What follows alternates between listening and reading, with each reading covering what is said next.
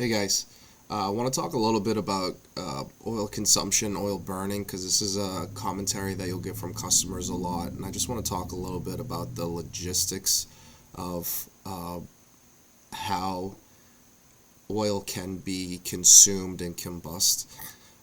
There's kind of a misnomer about oil burning, and so I'll kind of start off by saying that motor oil is not flammable; it's combustible. Typically, for a liquid to be classified as flammable, it has to have a flash point of 60 degrees Celsius or lower, and most motor oils have a flash point of over 150 degrees Celsius. So that creates a classification called a Class 3 flammable liquid, which is a little bit different. But for the purposes of this conversation, the context of how you'll be dealing with this is typically in the case of a customer coming in and saying, my car burns oil, my car likes to burn oil. And that's not it's really not an accurate way to describe what happens to the oil, because oil consumption and oil combustion is something that typically happens due to the piston rings allowing a vapor of motor oil to escape during the combustion cycle. So I pulled up here one of the lawsuits that's making its way through the courts on F-150s. This is typically how recalls happen. There's other videos that we have on recalls, of course, that you can check out, and how to keep an eye on recalls and how to know what cars might be vulnerable to consumption problems.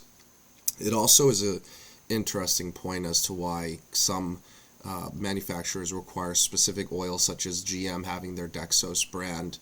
When they have consumption issues, they'll typically try to blame it on you not using Dexos oil, which is it hasn't worked in the past for them in terms of lawsuits and recalls, but that is their kind of the go-to line. So in any case, in this 2018 to 2020 F-150 with the Coyote engines, they have a high rate of oil consumption. So that would lead your customer to say, hey, this car burns oil really fast.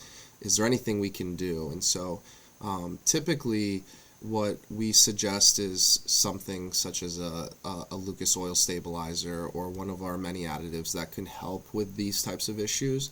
But at the end of the day, if the core problem, if it comes down to those piston ring assemblies allowing oil to get into the combustion chamber, unless you utilize an additive, and many of the additives do claim to be able to help with this problem, you're going to continue to see that oil quote unquote burn or consumption. So just from a terminology standpoint, the only reason I wanted to do this video was to talk about those terms, and so you just, as people comment on your Facebook page or your Instagram and you're replying to them, or customers come into the store and they ask you about, I don't want to put full synthetic in my car because it burns oil.